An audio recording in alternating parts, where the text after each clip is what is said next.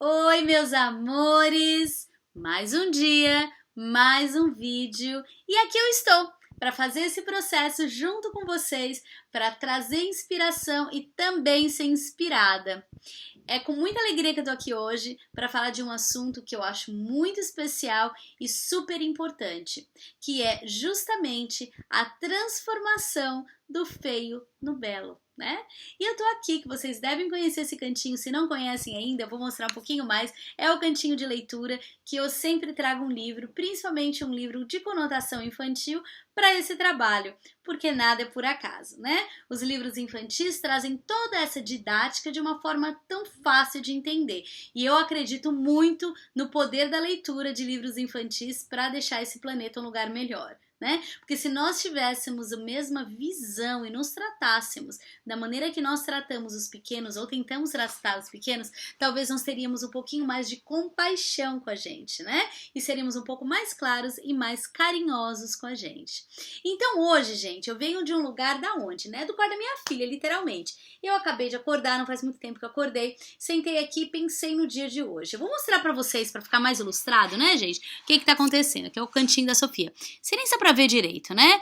Dá pra ver, talvez, que esteja aí, tá um tempo bem estranho lá fora, né? Nós estamos aqui no começo do verão, ainda é verão, não começo não, mas ainda é verão aqui na Austrália, e nós estamos passando aí por um dia de bastante frio. Eu tô de blusa, isso aqui é uma blusa, de bastante frio, né? Tá chovendo, tá bem feio o tempo lá fora, e nos traz aí o momento e a oportunidade de reflexão, né? Para quem tá aí conectado com a gente, sabendo que a gente tá falando de Sydney, nós passamos por um momento de muita tristeza, né? O nosso país aqui, com as queimadas, né? Que devastaram a Austrália, foi a maior, né? A maior queimada que já aconteceu na história da Austrália, e que veio assim com tudo aquilo que foi devastador, né? Literalmente passou o rodo na Austrália, e nós estamos aqui percebendo que existe uma coisa que é muito real, que talvez a gente precisaria passar por isso como país de primeiro mundo para perceber que esse lance da mudança climática é real, né? Então, assim, aí você fala, Emily, por que a gente tá falando de tempo? Por que você tá mostrando a janela da sua casa com isso? Porque onde vivemos hoje, como seres humanos, como transformadores, né? É exatamente aí, né? Gente, vamos parar para pensar e prestar atenção no tamanho que essa oportunidade nos traz, né? Se estamos falando em transformar coisas em coisas belas, né? Se estamos falando em ter responsabilidade, nós também estamos falando sobre o planeta, né? Porque, no final das contas, o planeta é conectado com a gente. Nós somos parte do planeta, o planeta é conectado com a gente. Então, olha aí uma oportunidade de fazer diferente, né? De começar a perceber que sim, que temos como fazer, mesmo que seja de uma parte bem pequenininha, a nossa responsabilidade. Quantas pessoas na história nos mostraram serem heróis justamente quando a coisa estava pegando, né? Porque eu ouço muito de muita gente isso, né? Falando assim, ai meu Deus, você é mãe, né? Ai gente, tipo assim, uma mancada colocar uma criança num planeta zoado que é o planeta Terra agora. Eu nem vejo desse jeito, né? Eu acho que colocar uma criança aqui no planeta nesse momento é um rato de rebeldia, uma rebeldia boa, né? Sabendo que nós somos responsáveis por fazer dessa criança um transformador, e nós também vamos ter que fazer a nossa parte. Então é assim, eu vou colocar uma criança nesse mundo, mas eu vou ter a responsabilidade de estar aqui literalmente trazendo inspiração para essa criança e para todo mundo que vai vir depois. Então eu acredito muito, né, que o planeta hoje passa por um processo de transformação porque precisamos passar também. E passamos várias dessas histórias no nosso passado, né? Vocês veem aí pessoas super inspiradoras que mudaram o destino do planeta por causa de coisas que aconteceram e não foram tão boas com elas, né? Como estamos falando hoje de beleza, que é uma parte importante, acredito, para estar discutindo, eu quero trazer a história de uma pessoa que fez a diferença através da arte, né? Existem milhões dessas histórias, a gente pode, né, pegar livros e ler e assistir documentários. Existem muitas pessoas na nossa história que fizeram uma mudança entre transformando coisas que não foram positivas em histórias de bastante positividade, né? De uma forma ou de outra, seja na expressão da sua arte, seja criando soluções para um futuro melhor, mas no processo que nós estamos hoje é realmente perceber dentro disso tudo qual que é a minha parte de inspiração e trazer essas inspirações para ajudar a gente no nosso caminho também. Então eu quero começar então contando a história da lindeza da Frida Kahlo, né? Frida Kahlo é o último livro que eu comprei para minha filha, desses todos aqui que eu trago e que eu leio para ela toda noite antes de dormir. Eu peço para ela escolher um livro e nesse momento ela está viciada na Frida Kahlo, né? Então vai ficar mais fácil até ler para vocês, porque quem já leu, já viu que eu lendo os livros às vezes até é difícil porque tá em inglês, né? Eu tenho que ficar traduzindo. Como esse aqui eu leio toda hora para ela e eu só falo português e leio português para ela, esse aqui talvez fique mais fácil para ler para vocês. Mas a ideia do nosso entendimento hoje, gente, da transformação do feio no belo, né, é o entendimento de que todos nós somos parte desse caminho, né, e que tudo que está fora de mim me dá a oportunidade de transformar.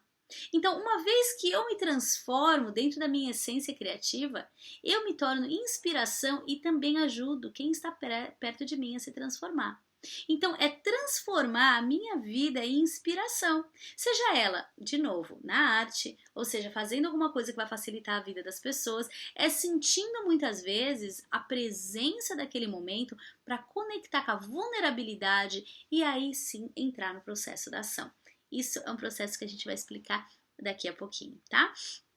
Então eu quero começar, gente, a nossa história aqui olhando para a belíssima Frida Kahlo, né? Essa mulher monocelha, muito louca, que veio aí no planeta, nasceu lá no México e veio aqui no planeta trazer pra gente uma ideia de inspiração.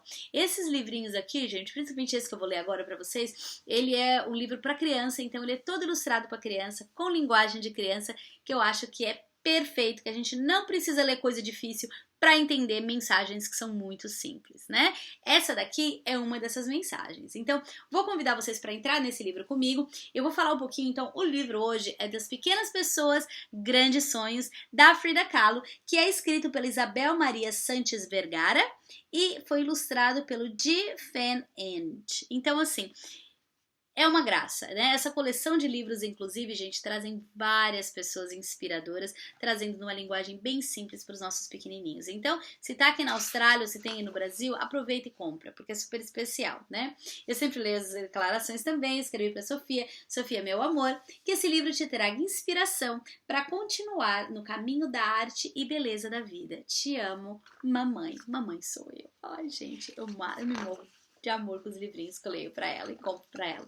E eu acho super gostoso que a gente tem isso, né, gente? Na nossa época não tinha, né? Ou tinha e estava escondido as 7 chaves. Eu acho muito legal que isso aqui está se tornando algo mais comercial e possível pra nós, pais aí que estamos aprendendo no caminho, né? Então vamos lá. Gente, então esse livrinho aqui vai começar a contar a história dela. Então começa assim.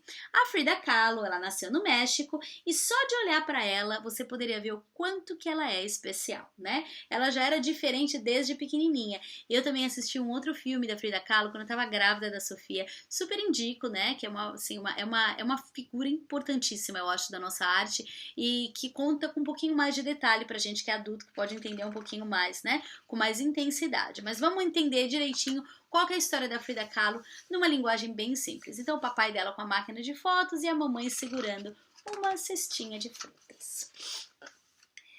Quando ela estava na escola, ela ficou muito doente e a doença dela fez a perninha dela ficar bem fininha. Então ela começou doente na própria escola de uma idade bem jovem, né? E ela era muito diferente das outras crianças, né? Sempre foi e sempre se colocou de uma forma diferente também. E aí ela fala, mas a Frida, ela não reclamava, né? Ela era diferente. E ela gostava de se vestir diferentemente também. Então mostra que a família toda aqui sentada, né, numa foto bem formal de família, e tá aqui a Frida, vestida de homem, né, com roupas masculinas e com uma flor sempre com ela. Então mostra aí com muita beleza a diferença que ela se coloca, né, sendo muito respeitosa talvez ao seu estilo, né, e ao que ela quer mostrar para o mundo.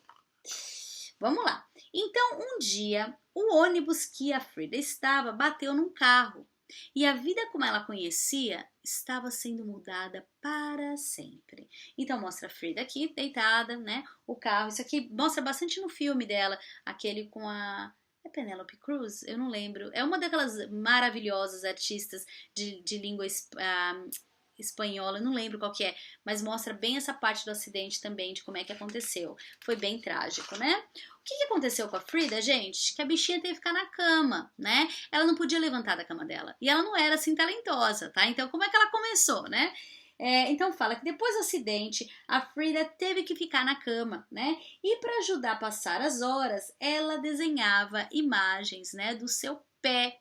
Então, assim, e mostra bem isso também, né? Em todos os documentários que eu já li muita coisa da Frida, eu adoro a Frida, que fala realmente isso, né? Esse lance dela não ser essa pessoa mega talentosa, né? E que ela começou a se tornar uma pessoa interessada em arte porque ela não tinha outra coisa para fazer.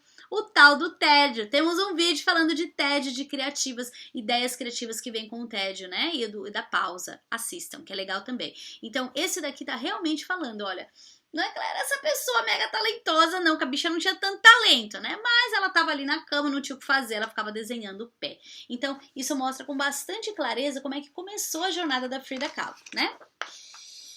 E aí, gente, mesmo que ela estivesse na cama e com muita dor, a Frida decidia desenhar fotos dela, desenhos próprios, usando um espelho, né? Então ela literalmente começou a fazer a sua imagem. Ela começou a exemplificar para o mundo a sua imagem. Uma coisa que eu acho muito interessante de artistas, né? Muitos artistas são introvertidos, né? E eles conseguem expressar a sua alma através da sua arte. Muitas pessoas que são aí, tem essa veia artística, às vezes não consegue expressar de uma outra forma. Então, os desenhos, as pinturas, a arte acaba sendo uma forma muito importante de inspiração para eles também, né? Mas muito de demonstração e expressão das suas emoções. Então, quando vamos parar para pensar, né? Se eu tô me desenhando, eu vou me desenhar do jeito que eu tô me vendo, né? E a ideia de que ela começou a fazer os seus desenhos foi exatamente essa, entendendo e vendo como é que ela se enxergava naquele momento. E aí, gente, que de desenho em desenho, pintura em pintura, a Frida foi ficando muito melhor, tanto ela quanto a sua própria arte. Então, era o momento de levar a sua arte para ser conhecida por alguém, né? Então, ela literalmente pegou uma imagem dela mesma, com a sua pequena varinha ali, né? Com a sua... Como é que chama isso? Negócio de segurar para andar direito? Esqueci o nome. Mas ela estava conseguindo andar direitinho para poder sair de casa, né? Ela estava desse jeito, nesse grau de doença, né? Ela então visitou um famoso artista, o Diego Rivera, que não podia acreditar nos seus próprios olhos. Ele não sabia o que ele gostava mais, se era da própria Frida ou se era da arte dela, né? Então, assim, ela levou as imagens, isso fala também nos documentários, o quanto aquela paixão foi uma paixão que veio do nada, né? E foi literalmente isso que aconteceu. Então, a Frida e o Diego fell in love, né? Então eles se apaixonaram, né? Eles eram tão parecidos, mas tão diferentes, que mesmo, né, nos momentos difíceis ou nos momentos bons, o Diego sempre encorajava a Frida na sua pintura, né? De novo, né? Vocês lerem um pouquinho mais sobre a história dela, fala exatamente disso. Era uma relação muito tóxica, muito difícil para ela, com muitas traições, muita coisa, mas que realmente ele foi um grande inspirador do trabalho dela, né? E que ele realmente deu toda a força para ela continuar esse trabalho. Então, ali naquele momento, eles casaram, completamente apaixonados, e ela conseguiu então continuar fazendo a sua arte, né? E desenvolvendo essa arte ainda mais, né? Quando aí no casamento também foi uma parte muito interessante da vida da Frida, porque ela se deu de cara com emoções que ela nem sabia, provavelmente estava morando lá dentro, né? Então ela teve muitos momentos difíceis que ela começou a trazer e exemplificar com arte, né? Não são todas as peças de arte da Frida, como tá aqui no livrinho, que são apenas a respeito dela, não são todos eles retratos dela, né? Tem alguns que são, alguns que não. E só que aqui, na maioria que mostra aqui no livro, são os autorretratos, que foi uma coisa muito importante da arte dela, porque não era que era uma arte perfeita. E se vocês verem muita coisa da Frida, não era, né? Era uma explosão de cores, uma explosão de coisas, mas não era uma arte perfeita. Mas ela conseguia representar muito bem a dor, né? Então tem quadros dela que você olha e dá vontade de chorar. Por quê? Porque ela trazia essa expressão das suas emoções através da sua arte, né? Que é o talento dela. Então aqui fala, através das suas pinturas maravilhosas, a Frida falava como ela estava se sentindo. Em alguns ela parecia muito triste, e em outras ela sorria, né? Então, de novo, a expressão dessas emoções através da pintura e da arte. Eventualmente, a Frida decidiu levar o show dela para algum lugar, né, as pinturas, e ela causou barulho quando ela passou por Nova York, né, que foi o que aconteceu na época, né, ela levou as imagens para Nova York e as pessoas não estavam acostumadas a ver aquilo. Mas um ponto que eu acho muito importante também lembrar na história de qualquer artista, né, principalmente no dela, porque uma vez que é tão diferente, né, como é que a gente divide isso, né? A gente vai falar um pouquinho disso também depois que acabar de ler o livro. E aí, gente, a exibição, né, de arte veio para o México, da onde ela era. A Frida estava tão doente que ela não conseguia sair da cama. Tava claro naquele momento que nada pararia ela com a sua arte, nem mesmo a doença, a dor ou um coração quebrado, né? Foi quando aconteceu tudo no casamento dela também. Então, assim, mostra que nós, né, no momento da expressão da nossa dor, podemos criar coisas incríveis, né? E se formos resilientes, conseguimos ir até o próximo passo, né? E aqui é a última página do livro, que é uma gracinha que fala assim: a Frida Kahlo ensinou o mundo a dizer adeus para as coisas ruins e dizer viva a vida, né? Então mostra ela aqui linda pintando a sua arte com umas suas milhões de cores e com toda a inspiração que a Frida traz pra gente, né?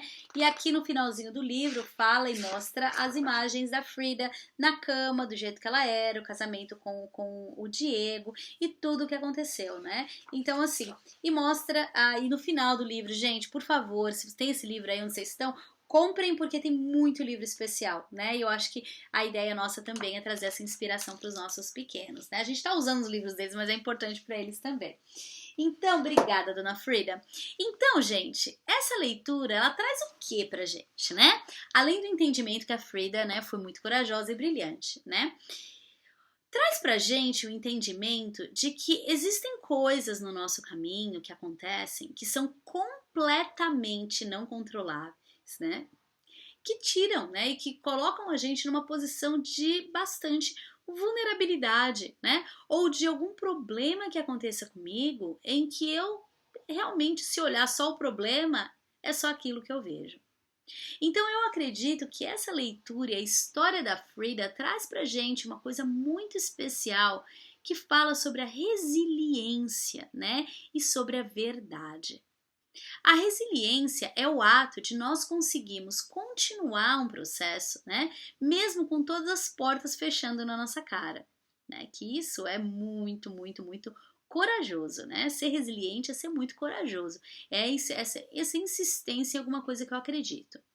E a verdade, bom, a verdade eu não preciso nem falar da importância dela, né? Quando nós conseguimos de alguma forma, né, expressar a nossa verdade, seja através de uma arte, seja através de uma conversa, seja através do que eu faço e do que eu contribuo para o planeta, é quando realmente nós estamos contribuindo. Não existe, pessoal, ver a nossa verdade e não sentir vontade de fazer alguma coisa em direção àquilo. E eu acho que o que a história da Frida traz é exatamente isso. Quando nós conseguimos perceber que a nossa verdade e o que acontece com a gente muitas vezes é o motor da mudança, é quando tudo sai e tudo muda de forma.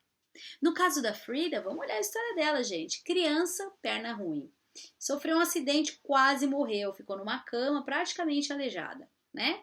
Então seria muito fácil para alguém como ela encontrar apenas o que não é belo na vida, né? Tava ali, na frente dela, né? Ela poderia ter vivido com aquela realidade, ter acreditado naquela realidade e não ter percebido do caminho que ela podia estar trilhando, né? E da sua responsabilidade com o que ia acontecer depois dela.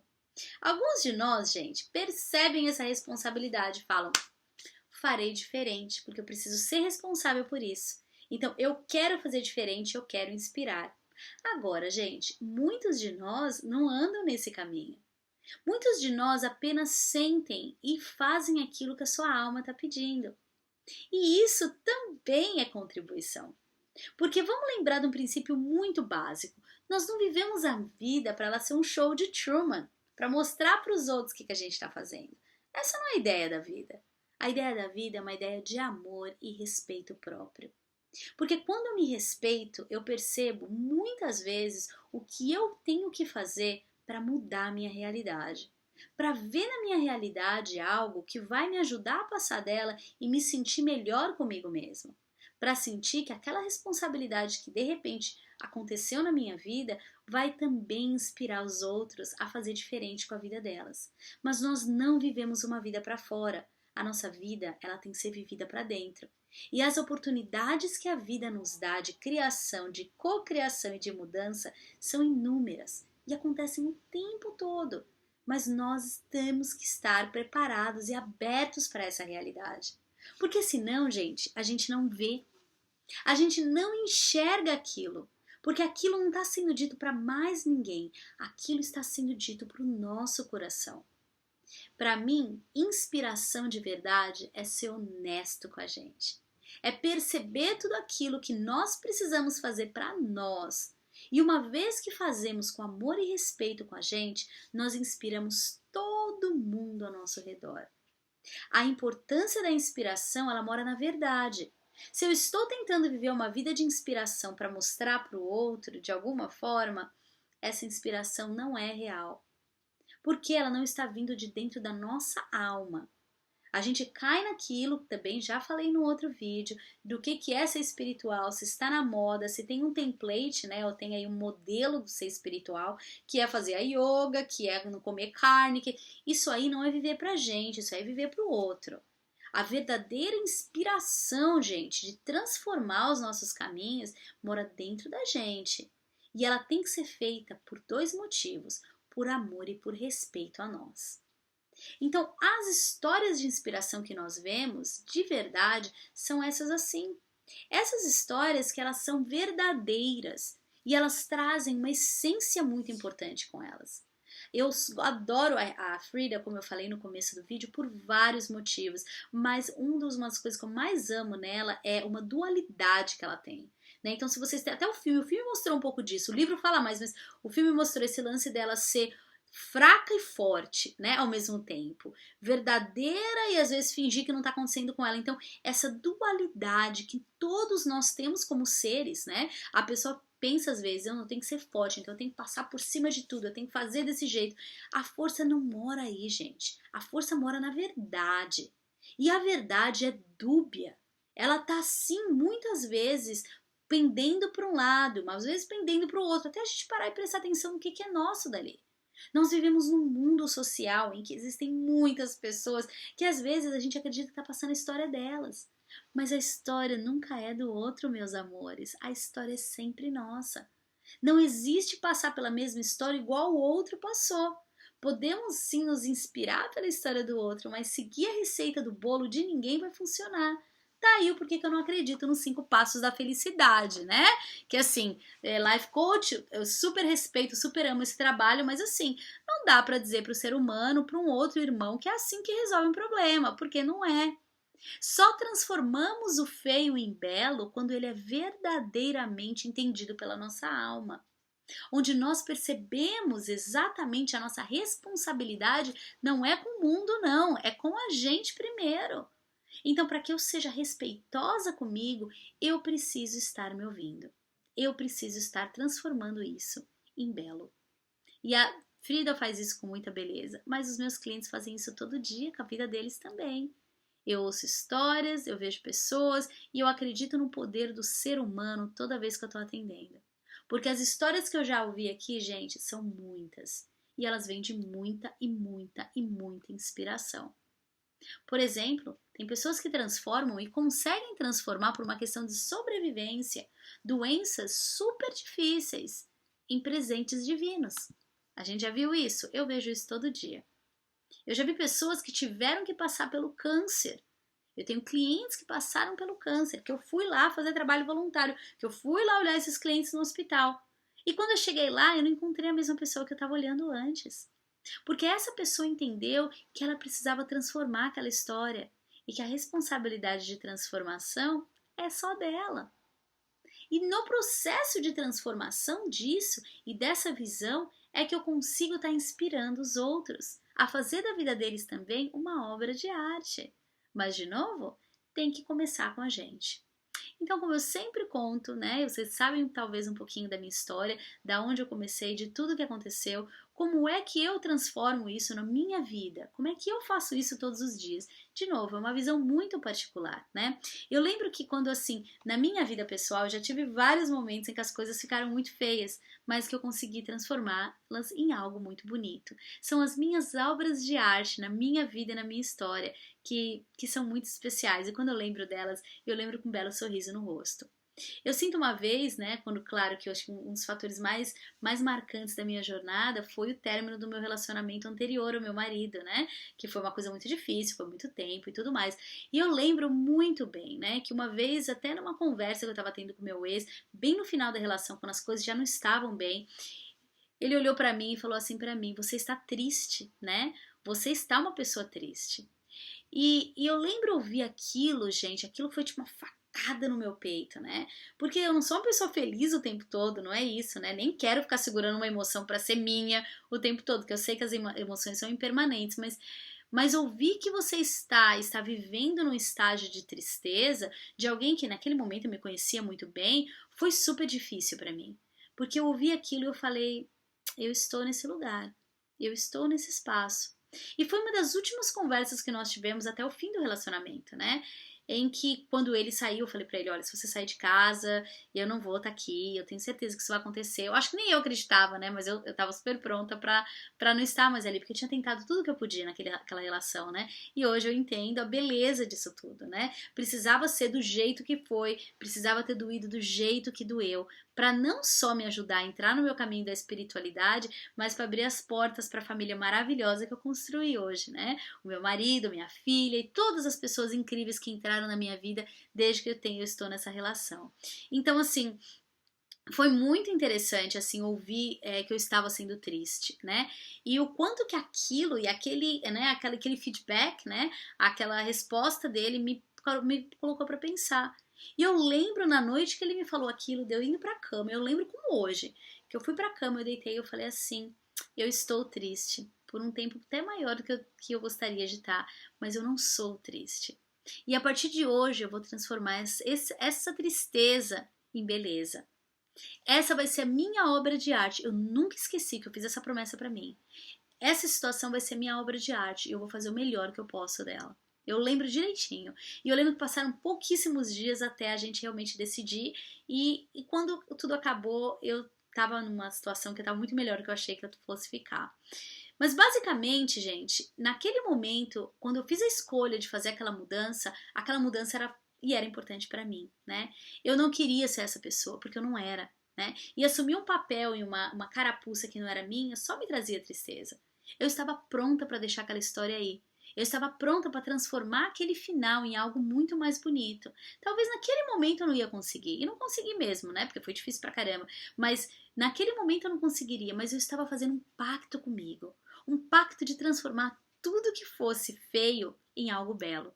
É onde eu vou passar pela minha vida e aonde eu passar, quando eu puder, essa minha missão, né? De passar e transformar em belo. É encontrar nos momentos que não são belos uma grande lição.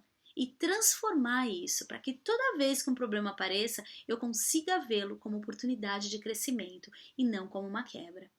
Então, isso para mim hoje serve para tudo que eu faço, para as minhas relações humanas, para atender meus clientes, para as minhas amizades, onde eu não só consigo, né, ver isso, eu tento ver isso como eu consigo ver isso. Então, a partir daquele momento, talvez que foi um grande momento para mim, eu comecei a olhar para as coisas e perceber, e como se tivesse aquela visão de águia mesmo, né, saindo de mim e olhando de cima e falando, no final das contas, eu sei que isso vai ficar belo.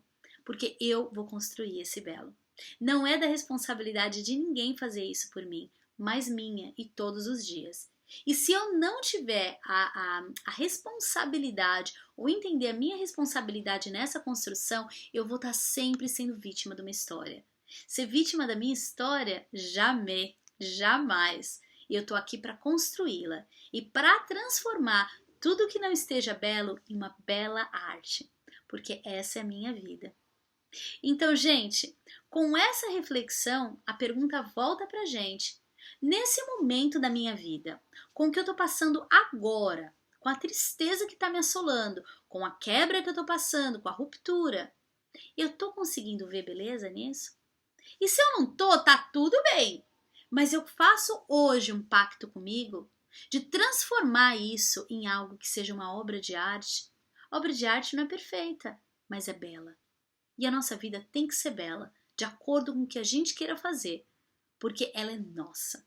E se nós não fizermos esse pedido e esse commitment, né, essa coisa de se colocar, ninguém vai fazer por nós.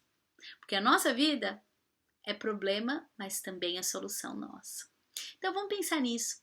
Eu quero que você pense, talvez divida aqui com a gente, se sentir à vontade, quais são as coisas da sua vida hoje que você faz questão de transformar em arte e o porquê.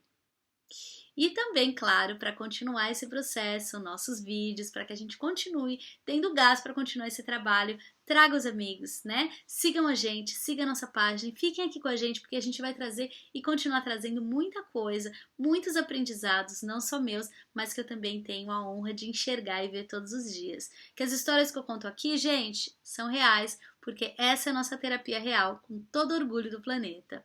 Um beijo para todos vocês com todo o amor e eu espero que vocês tenham curtido esse vídeo tanto quanto eu curti fazer. Tenham um dia maravilhoso, meus amores. Tchau, tchau!